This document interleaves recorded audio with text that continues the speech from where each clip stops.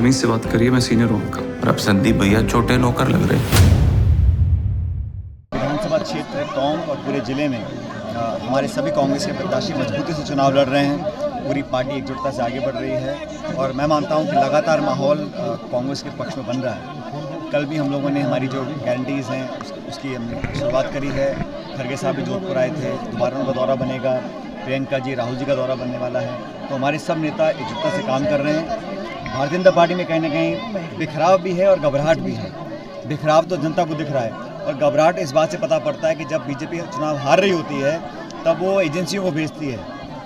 रायपुर भेजा है, मध्य प्रदेश भेजा है, जयपुर भेजा है। कांग्रेस के नेताओं को भयभीत करने के लिए एजेंसी का दुरुपयोग हो रहा है, लेकिन जनता सब समझदार है, सब जानती है।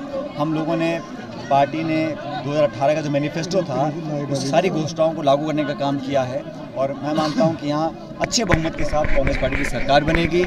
तेलंगाना, छत्तीसगढ़, मध्य प्रदेश, राजस्थान, कल मैं जबलपुर में था मध्य प्रदेश में, वहाँ पर एक तरफा हवा कांग्रेस पार्टी के पक्ष में है। इसलिए मुझे पूरा विश्वास है कि जो बदलाव हो रहा है और बीजेपी के जो केंद्रीय नेता हैं वो राजस्थान में आके प्रचार कर रहे हैं, लेकिन इन सब लोगों ने प्रचार किया था हिमाचल प्रदेश में भी, कर्नाटक में भी, लेकिन परिणाम कांग्रेस के पक्ष में आए थे। इसलिए मुझे पूर्ण विश्वास है जनता के ऊपर, किसानों के ऊपर, नौजवानों के ऊपर। सब लोग चाहते हैं कि यहाँ सरकार दोबारा कांग्रेस पार्टी के बने। उस दिशा में हम सब मिलकर काम कर रहे हैं। नीतीश कुमार जी ने जनसंख्या नियंत्रण को ऐसा बयान दिया जिससे बवाल बयान दिया है।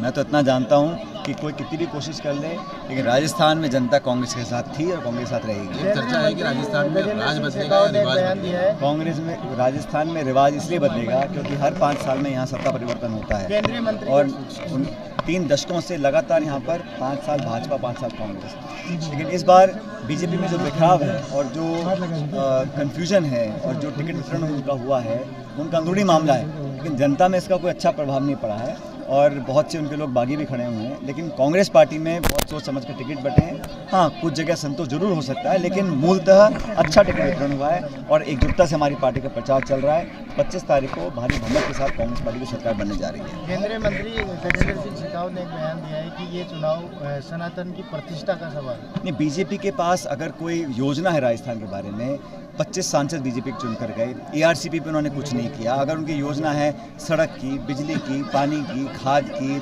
शिक्षा की, चिकित्सा की, रोजगार लगाने की या निवेश करने की, उद्योग लगाने की, मैं इसका स्वागत करता हूँ। लेकिन धर्म को राजनीति से क्यों जोड़ा जा रहा है? ये धर्म को राजनीति से क्यों जोड़ते हैं? इसलिए जोड़ते हैं कि उनके पास कोई विकल्प नहीं है, कोई रोड मैप नहीं है। 5 साल के लिए राजस्थान के लिए आपकी क्या योजना है? आप धर्म की बात करो, मंदिर मस्जिद की बात करो चुनाव के समय। मुझे लगता है कि निर्वाचन आयोग का संज्ञान में लेना चाहिए। ये चुनाव होना चाहिए, इलेक्शन मुद्दे क्या हैं? पब्लिक के मुद्दे, विकास के मुद्दे।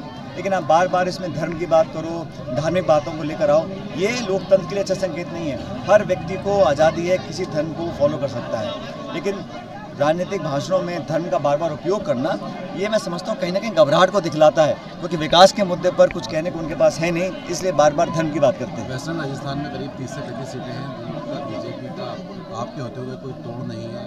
केंद्रीय नेतृत्व वहाँ पर डेरा आने वाले समय में डालेगा। अमित शाह कोई कितना डेरा डाल ले, ये पब्लिक बहुत समझदार है। 8 करोड़ लोग राजस्थान में रहते हैं और सब जानते हैं कि कौन कहता क्या है, करता क्या है।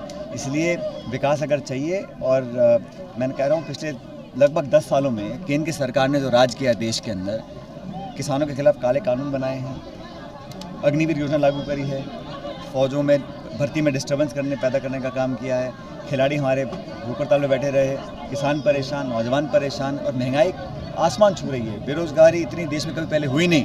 तो हर मोर्चे पर केंद्र सरकार विफल है। तो जनता बदलाव चाहती है देश के लेवल पर भी।